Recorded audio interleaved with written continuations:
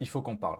Tu gères un restaurant et chaque semaine, tu passes des heures à vérifier ton stock et passer tes commandes. Et si je te disais que j'ai transformé ce processus en une routine simple et automatique même pendant que tu dors? Imagine-toi, tu as fini ton service, tu rentres chez toi et la petite voix dans ta tête te dit « Merde, j'ai oublié de passer la commande au fournisseur. » Eh ben non, parce que le stock manager va le faire pour toi. Tu n'auras rien d'autre à faire.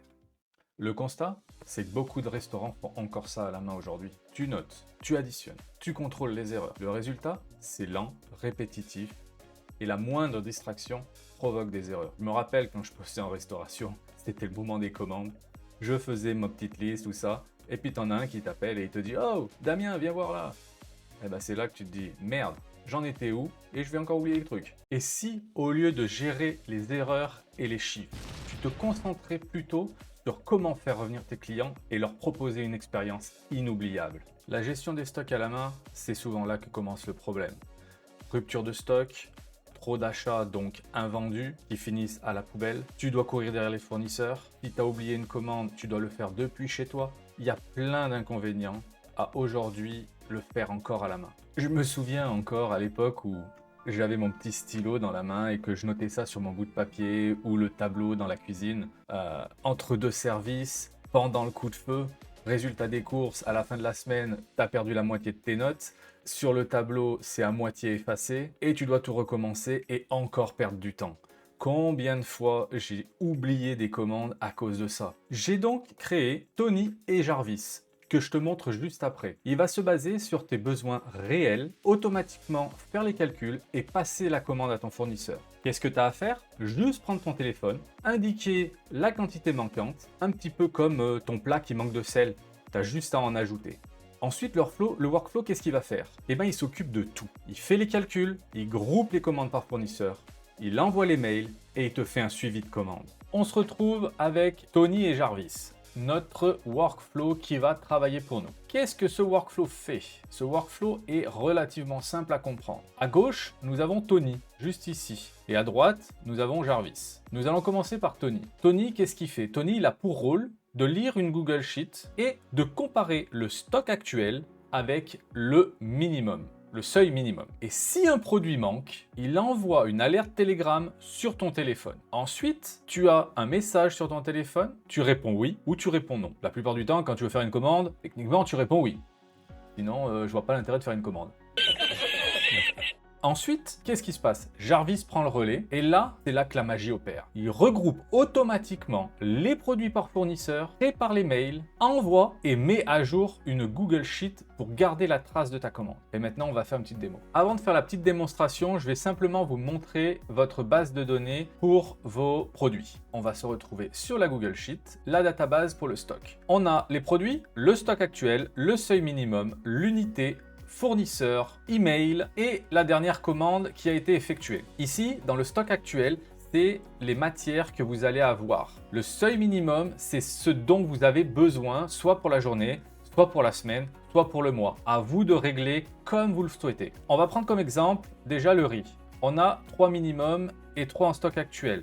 Nous, on va le passer à 1 parce qu'on a passé du riz cette semaine. Ensuite, la farine, c'est la même chose. Donc là, on a 5 sacs et actuellement 5. On va dire qu'il nous en reste 2. Ensuite, du lait. Le lait, il nous reste plus qu'une bouteille de lait.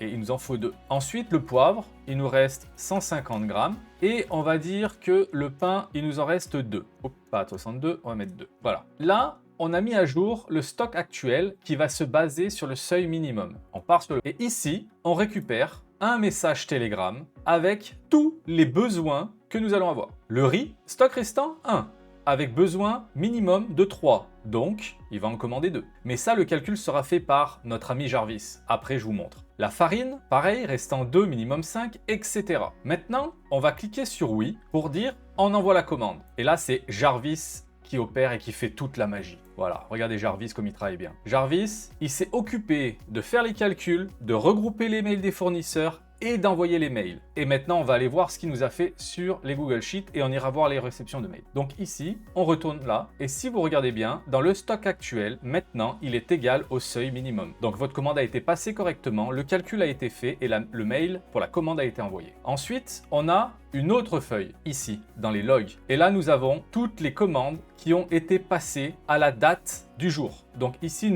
là, c'était une commande. Alors hier, j'avais fait une commande de test. Donc ici, jusqu'à ici, c'était le 11. Donc hier, j'ai fait ma commande. Et là, aujourd'hui, on est le 12. On a toutes les commandes du 12 qui ont été effectuées. Commande envoyée avec la quantité qui a été demandée et le nom du fournisseur. Maintenant, on va aller voir le mail. Ici, on a dû recevoir un mail. Effectivement, on a reçu un mail pour le fournisseur. Il nous faut une bouteille de lait. Juste pour ce fournisseur-là, on n'a besoin qu'une bouteille de lait. Si on passe sur la suivante, on va ici. Et là, on a passé une commande. Il nous faut du riz, de la farine, du poulet frais, du poivre et du pain. Voilà. Donc, je pense que vous avez compris le concept. Les fournisseurs sont regroupés et dispatchés en un seul mail. C'est-à-dire que le fournisseur pour le pain d'un côté, des légumes pour l'autre, des produits secs de l'autre, et chacun recevra sa propre commande. Donc vous, ce que vous avez juste à faire, c'est en fait tenir cette base de données de produits à jour selon votre besoin du seuil minimum au stock actuel. La feuille de log est là pour maintenir un suivi. Ce workflow est là pour vous aider, vous accompagner et vous faire gagner un temps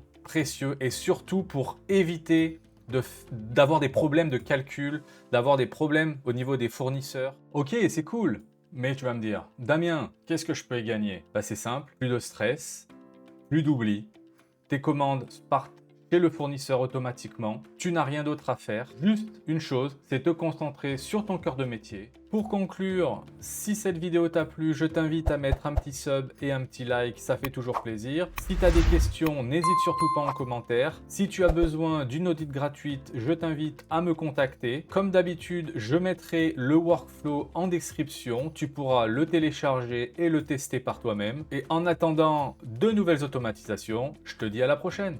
Allez, bye!